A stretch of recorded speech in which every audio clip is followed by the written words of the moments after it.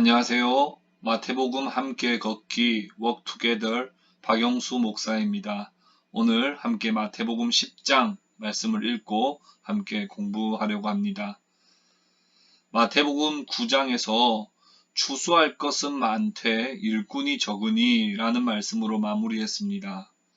오늘 마태복음 10장에서는 이 말씀에 이어 예수님과 함께 12 제자들을 통하여 어떻게 하나님 나라의 복음의 사역들을 감당하실 것인가 하는 부분들에 대해서 말씀하고 있습니다. 마태복음 10장 1절에 예수께서 그의 12 제자를 부르사 소집하셨습니다. 더러운 귀신을 쫓아내며 모든 병과 모든 약한 것을 고치는 권능을 주시니라. 12명의 제자를 부르셨습니다. 이 성경에서 12라고 하는 숫자는 하나님의 백성의 숫자로서 구약의 12지파, 신약의 12사도를 세우시는 것이 매우 상징적입니다. 12사도를 중심으로 하나님의 새로운 백성, 새 이스라엘의 민족을 형성하시기 위해서 특별히 예수님은 12명의 제자들을 부르셨다. 우리 그렇게 이해할 수 있겠습니다. 베드로라 하는 시몬, 베드로의 형제 안드레, 세베대의 아들 야고보, 야고보의 형제 요한, 빌립, 바돌로메, 도마, 세리 마테, 알페오의 아들 야고보, 다데오, 가나나인 시몬, 가롯 유다 이렇게 12명을 세우셨습니다. 이 사람들은요 지극히 평범하고 우리와도 성정이 비슷한 사람들을 우리 예수님은 불러주셨다는 거죠. 성향과 가치관이 비슷한 사람들끼리 불러 모으신 것이 아니라 성향과 가치관이 너무나도 다른 사람들을 불러 모으셨어요. 예를 들자면 매국노라고 불리는 세리 마태도 부르셨는가 하면 독립군 열심 당원 중에 한 사람인 시몬도 부르셨어요. 다양한 직업군을 부르셨을 뿐만 아니라 그 사람의 성향들이 또 성품들이 다 각각 다른 사람들을 불러 모으셨다는 거예요. 그런 부족한 자들에게 우리 주님은 권능을 주십니다. 권능이라는 표현이 미완료 형태로 되어 있는데요. 한 번 주시는 거 마시는 것이 아니라 계속해서 주시는 것이죠. 그리고 부끄러운 모습도 우리 주님은 품어주시면서 복음의 능력을 먼저 경험하고 복음을 힘써 전하는 복음의 일꾼이 되게 만들어 주시는 것입니다. 예수님은 이제 이 제자들을 파송하시기 전에 파송 설교를 하십니다. 파송 설교의 내용들을 한번 오늘 살펴보겠습니다. 먼저 이 복음 사역을 하는 데 있어서 대상은 유대인 먼저, 이방인은 나중이라는 거예요. 마태복음 10장 5절에 이방인의 길로도 가지 말고 사마리아인의 고을에도 들어가지 말고 6절에 오히려 이스라엘 집의 잃어버린 양에게로 가라. 진짜 예수님이 하신 말씀일까요? 이방인들을 사랑하시는 거 아니었나요? 실망이에요. 이런 생각이 들지 모르겠습니다. 이방인의 길로 가지 말라. 사마리아인의 고을에도 들어가지 말라. 이스라엘 집에 잃어버린 양에게로 가라. 이건 왠지 예수님께서 그동안에 행해오셨던, 예수님께서 가르치셨던 내용과는 좀 상이한 내용이라고 생각되어집니다. 그러나 이 말씀의 강조점은 이방인이나 사마리아인 등은 천국에서 제외하거나 이스라엘에게 민족적 우대를 주기 위함이 결코 아닙니다. 이스라엘과 맺으신 언약 때문이며 먼저는 유대인, 그 다음은 이방인에게 전파되는 것이죠. 그래서 나중에 마태복음 28장 19절에는 너희는 가서 모든 민족으로 제자를 삼아라고 말씀을 하시죠. 로마서 1장 16절에 내가 복음을 부끄러워하지 아니하노니 이 복음은 모든 믿는 자에게 구원을 주시는 하나님의 능력이 됨이라. 먼저는 유대인에게요. 그리고 헬라인에게로다. 이것은 복음의 진전을 위해서 유대인 먼저 그 다음 이방인이라고 말씀하신 것이지 이방인을 복음과 천국에서 제외하기 위한 말씀이 아니라고 하는 겁니다. 그래서 먼저는 유대인에게 먼저 가라고 우리 예수님께서 말씀하신 겁니다. 두 번째, 내용적으로 봤을 때는 천국이 가까이 왔다라고 하는 말씀을 선포하라는 거예요. 7절 말씀에 가면서 전파하여 말하되 천국이 가까이 왔다 하고, 예수 믿으면 천국에 간다 이런 말을 해야 될까요? 아니면 드디어 로마로부터 해방된다 이런 뜻일까요? 아니면 아무튼 예수 믿기만 하면 좋은 일이 일어난다 이런 뜻일까요? 그렇지 않습니다. 예수 그리스도께서 이 땅에 오심으로써 그분의 은혜로운 통치가 실현된다라고 하는 의미에서 천국이 가까이 왔다고 선포하라는 거예요. 누구든지 회개하기만 하면, 누구든지 죄를 자복하기만 하면 그분의 통치 안에서 참된 은혜와 축복 속에서 평안을 누리게 된다. 그리고 마침내 영원한 천국에 가게 될 것이다 하는 거예요. 예수를 믿으며 천국에 간다라고 하는 복음으로 우리는 많이 선포해 왔습니다. 예수 믿고 천국 가세요. 예수 믿고 천국 가세요. 여러분, 전혀 틀린 말은 아닙니다. 그러나 예수 믿고 천국 가세요라고 하는 말은 꼭 이 땅에서는 하나님의 통치와 은혜와 복을 누릴 수 없는 것으로 여겨집니다.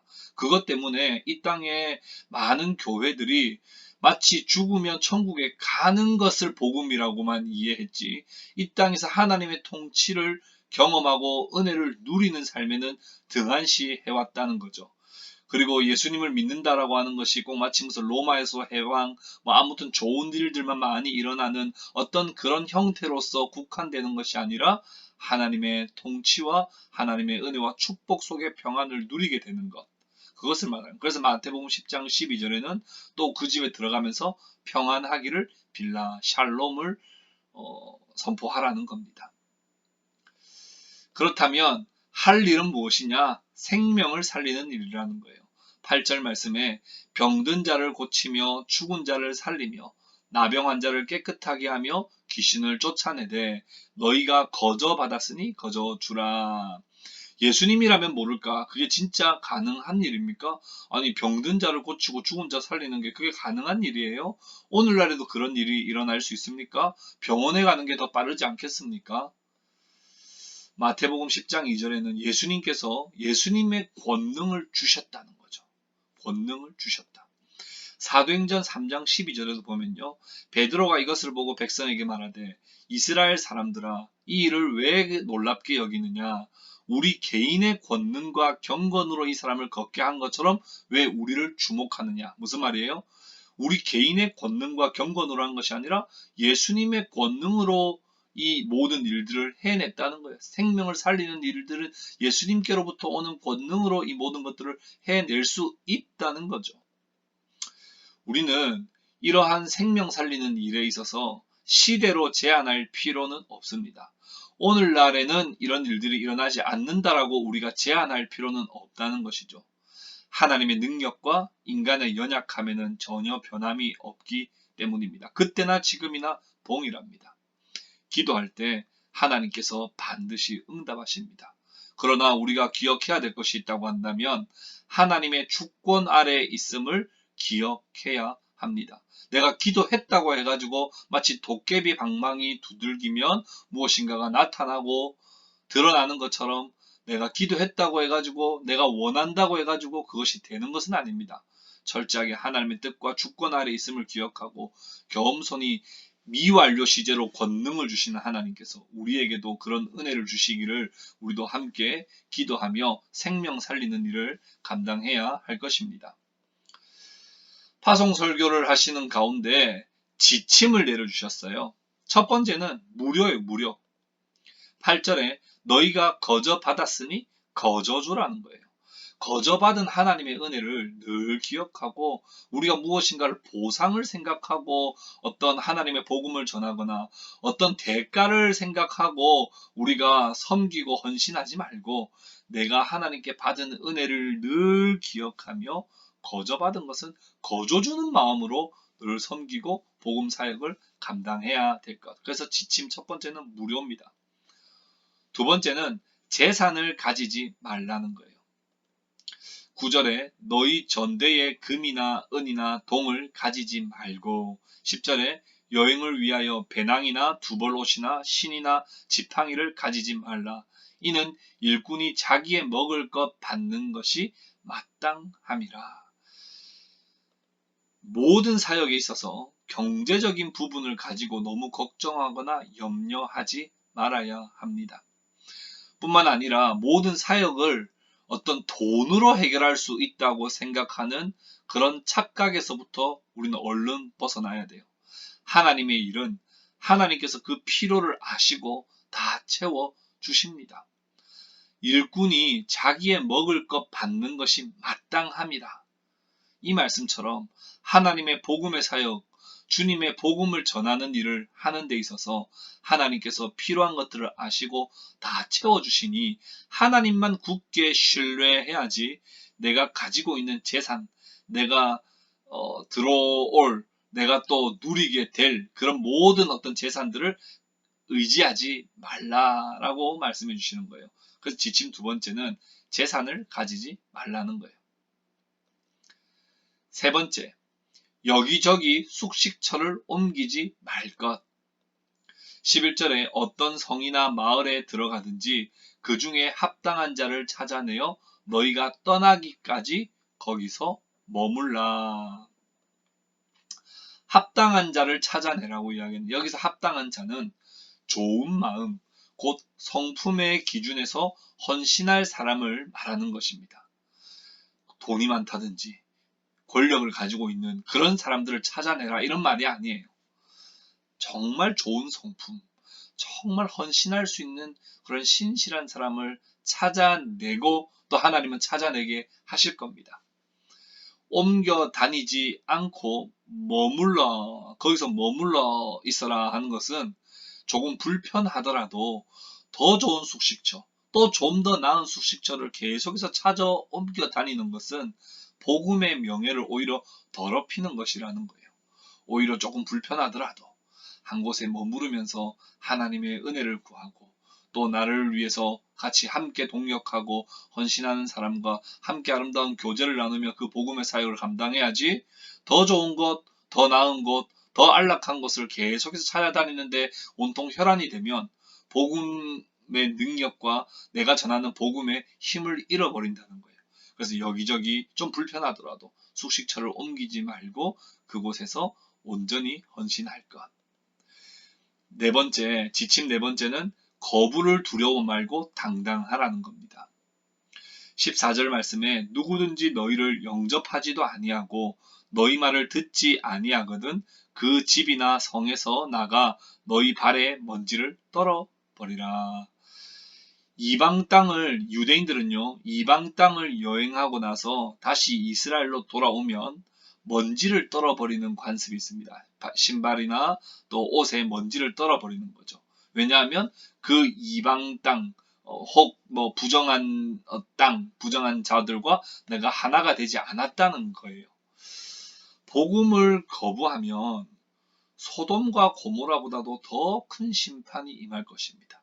그래서 영접하지 아니한 사람, 거부하고 거절한 사람에 대해서는 너희 발에 먼지를 떨어버리라는 거예요. 구걸하듯이 복음을 전하지 말고 당당하게 복음을 선포하라는 겁니다. 복음을 우리가 선포하면 그 다음 일은 하나님께서 하시는 거예요. 그래서 우리는 거부를 두려워하지 말고 그저 당당하게 복음을 선포하면 된다는 거예요. 다섯 번째, 뱀같이 지혜롭고 비둘기같이 순결하라. 16절 말씀에 보라 내가 너희를 보냄이 양을 이리 가운데로 보냄과 같도다. 그러므로 너희는 뱀같이 지혜롭고 비둘기같이 순결하라. 여러분, 양을 이리 가운데 보내는 것은 매우 위험천만한 일이에요.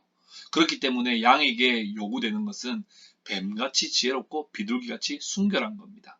순박하고 순수하게 사는 것만으로는 부족해요.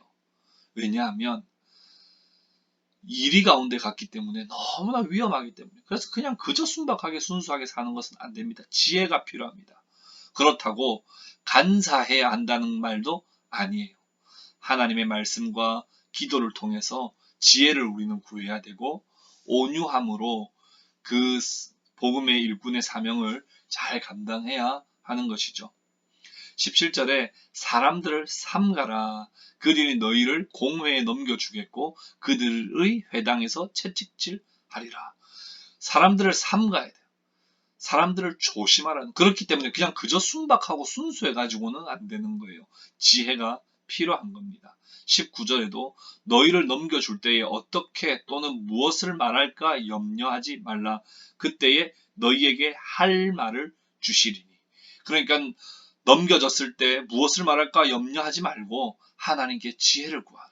그러면 하나님께서 너희에게 할 말을 알려주실 것이라는 거예요.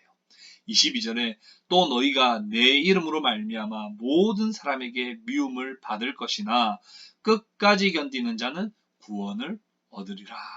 그러면 지혜와 온유함이 필요합니다. 뱀같이 지혜롭고 비둘기같이 순결할 때 위험천만한 그런 상황 가운데서도 우리가 온전히 이겨낼 수 있는 것이죠. 23절에 이 동네에서 너희를 박해하거든 저 동네로 피하라. 피해야 할 때가 있어요. 무조건 순교하는 것이 항상 옳은 것은 아닙니다. 예수님께서도 때로는 피할 때가 있으셨어요. 그렇기 때문에 이 동네에서 너희가 박해를 받거든 또 저 동네로 때로는 피할 줄도 아는 그런 지혜가 우리에게 필요하다는 것이죠. 여섯 번째, 두려워하지 말라는 겁니다. 25절, 제자가 그 선생 같고 종이 그 상전 같으면 족하도다. 집 주인을 바알세불이라 하였거든 하물며 그 집 사람들이랴. 이미 예수님을 바알세불 곧 귀신들의 대장이라고 많은 유대인들이 비난했습니다. 그러니 제자들도 비난을 당하는 것은 당연하지요. 그러니 당연하게 여기고 두려워하지 말라는 겁니다. 28절에 몸은 죽여도 영혼은 능히 죽이지 못하는 자들을 두려워하지 말고 오직 몸과 영혼을 능히 지옥에 멸하실 수 있는 이를 두려워하라. 누구나 육체의 손상과 죽음에 대한 두려움이 있습니다. 그러나 생명의 주관자 되시는 우리 구주 예수 그리스도를 굳게 붙들고 두려워하지 말라는 겁니다. 29절, 가치 없는 참새도 돌보시죠. 30절에는 머리털까지도 다 세신바 되신 하나님, 그 하나님께서 섬세하게 우리를 지켜주시니 두려워하지 말라는 겁니다. 32절, 33절에 사람 앞에서 나를 시인하면 나도 내 아버지 앞에서 그를 시인할 것이요. 두려움에 사로잡히면 내 믿음과 신앙, 예수님과 하나님에 대하여 부정하고 부인하고 모른다, 관계없다고 하게 됩니다. 두려움 때문에 그래요. 믿음이 없기 때문에 그런 게 아닙니다. 그러나 좀 고생스럽더라도 예수님을 진실하게 끝까지 두려워하지 말고 주님을 고백하면, 인정하고 선포하면 예수님도 하나님 아버지 앞에서 너희를 시인하실 것이라고 말씀해 주십니다. 그러니 두려워하지 말고 우리 담대히 나아가야 할 것입니다. 지침 일곱 번째, 자기 십자가를 지라는 거예요. 34절에 내가 세상에 화평을 주러 온 줄로 생각하지 말라. 화평이 아니요 검을 주러 왔노라. 예수님이 오신 것은 궁극적으로는 화평이죠. 구원이요 생명이요 평화를 주시기 위해서 오신 것이 맞습니다. 그러나 예수님을 믿는 삶에는 외적으로 핍박과 불화와 갈등이 생길 수밖에 없다는 것을 우리로 하여금 깨닫게 하시기 위함이에요. 35절에 아버지와 또 딸과 어머니와 며느리와 또 시어머니와 불화를 계속해서 겪을 수밖에 없어요. 36절에는 뭐라고까지 말씀하세요? 원수가 집안 식구라고까지 말씀을 하십니다. 복음으로 인해서 강력한 저항을 받을 수 있습니다. 특별히 가까운 사람일수록 더욱더 복음 때문에 큰 갈등을 겪을 수도 있어요. 영적으로 이 모든 것들이 관련이 있기 때문에 그렇습니다. 혈육보다도 육신의 어떤 관계보다도 영적인 관계 때문에 오히려 엄청난 갈등과 불화와 어려움을 겪을 수 있어요. 37절에 아버지나 어머니를, 아들이나 딸을 나보다 더 사랑하면 그것은 합당하지 아니하다고 우리 주님은 말씀하십니다. 가족을 주님보다 더 사랑할 수는 없어요. 가족을 주님보다 더 사랑해서도 안 됩니다. 오히려 예수님 때문에 가족을 우리는 더 사랑해야 되는 존재인 것이죠. 38절에 자기 십자가를 지고 나를 따르지 않는 자도 내게 합당하지 아니하니라. 자기 목숨을 얻는 자는 잃을 것이요 나를 위하여 자기 목숨을 잃는 자는 얻으리라. 십자가를 지지 않고 주님을 따르려고 하는 사람들이 있습니다. 절대로 있을 수 없는 일입니다. 십자가를 지고 나를 따르지 않는 자도 내게 합당하지 아니야. 예수님을 믿는다고 말은 하지만 십자가를 지지 않는다고 한다면 그건 옳지 않다는 거예요. 예수님 때문에 받는 고난이 뒤따를 때 그 십자가를 내가 짊어지고 예수님을 위하여 내가 목숨을 잃으려고 하면 내가 오히려 얻게 된다는 원리를 우리는 잘 기억하고 내 십자가를 지고 주님을 따라가야 할 것입니다. 40절에서 42절 마지막으로 복음의 일꾼을 받아들이는 것은 예수님을 받아들이는 것이라는 거예요. 그래서 우리는 언제나 복음의 일꾼들을 받아들이는 것을 예수님을 우리가 영접하는 마음으로 복음의 일꾼들을 우리는 영접하고 받아들여야 할 것입니다. 또 하나님의 일꾼들은 정말 어떤 면에서는 자부심을 가지고 당당하게 복음의 삶을 살아야 할 것입니다. 그렇게 서로 영접하는 자에게는 상이 있을 것이라고 우리 주님은 말씀하셨습니다. 정리를 한번 해보겠습니다. 예수님은 제자들을 소집하셔서 이제 미션을 주시는데 그 미션을 감당하기 위하여 몇 가지 설교와 함께 지침을 주셨습니다. 그 대상은 유대인부터 점진적으로 가까운 곳에서부터 먼 곳으로 점진적으로 복음이 전파될 것입니다. 내용은 천국이 가까이 왔다는 거예요. 이미 하나님의 통치가 우리 가운데 임했고 회개하고 주님께 나오기만 하면 하나님께 주시는 은혜와 복과 평강을 누릴 수 있다는 거예요. 어떤 일을 해야 됩니까? 귀신을 쫓아내고 병을 고치고 생명을 살리는 일을 감당해야 할 것입니다. 어떻게 해요? 주님께서 주신 권능으로. 그 지침은요, 무료입니다. 무료. 절대로 무슨 대가를 바라거나 나의 어떤 안위를 위해서 또 나의 무엇인가를 위해서 내가 그 복음 사역을 감당하는 것이 아니라 내가 거저받은 것을 거저 나누어 준다는 원칙으로 내가 그 사역을 감당해야 될 것입니다. 두 번째는 재산을 가지지 말아야 합니다. 내가 돈으로 사역할 수 있다고 생각하는 것은 큰 오산입니다. 내가 다른 무엇인가를 넉넉하게 가지고 있다면 사역이 더 잘 될 것이라고 생각하는 것도 오산입니다. 하나님께서는 일꾼이 필요한 것들을 다 아시고 채워주십니다. 그렇기 때문에 하나님만 더 의지해야 된다는 거예요. 세 번째, 여기저기 숙식처를 옮기지 말아요. 좀 불편해도 한 곳에서 머물면서 그곳에서 합당하게 복음의 사역을 감당해야지 여기저기 더 편한 곳으로 옮겨 다닐 생각을 하지 말아야 된다. 네 번째는 거부를 두려워하지 말고 더욱더 당당하게 당연히 거부하겠죠. 당연히 거부하겠지만 오히려 당당하게 나가서 복음을 힘있게 선포해야 된다는 거예요. 다섯 번째, 순진하고 순박한 것으로는 사역을 감당할 수 없습니다. 지혜와 순결함이 필요합니다. 하나님께 지혜를 구하면 하나님께서 우리에게 지혜를 주십니다. 두려워하지 말아야 합니다. 고난과 고통이 우리를 따른다 할지라도 우리는 결코 두려워하지 말아야 할 것입니다. 마지막으로 자기 십자가를 짊어지고 주님을 따라야 합니다. 십자가 없이 영광도 없습니다. 우리에게 주신 그 십자가 우리가 굳게 짊어지고 주님의 복음의 일꾼의 사명을 온전히 감당해야 하는 것입니다. 1차적으로는 사도에게 이러한 사명들을 감당케 하셨고 또 오늘 우리에게도 동일하게 주님은 우리를 부르시고 우리를 보내시는 줄 믿습니다. 우리가 간절히 바라는 것은 우리 동행교회를 통하여서 이런 하나님 나라 복음 사역들이 온전히 잘 이루어지고 우리 주변에서 정말 우리가 함께 복음 사역을 통하여서 이 지역 주민들이 많이 예수께로 돌아오는 역사들이 일어날 줄로 믿습니다. 그러나 그 가운데 반드시 고난과 핍박이 따르겠지요. 그러나 그런 핍박과 고난을 두려워하지 말고 당당하게 주의 복음을 힘있게 전할 때 온전히 이 땅 가운데 하나님 나라가 이루어지는 것들을 우리로 하여금 보게 해 주실 것입니다. 그 믿음 가지고 온전히 복음의 일꾼으로서의 사명을 잘 감당하시는 저와 여러분들 다 되실 수 있기를 주님의 이름으로 축복합니다.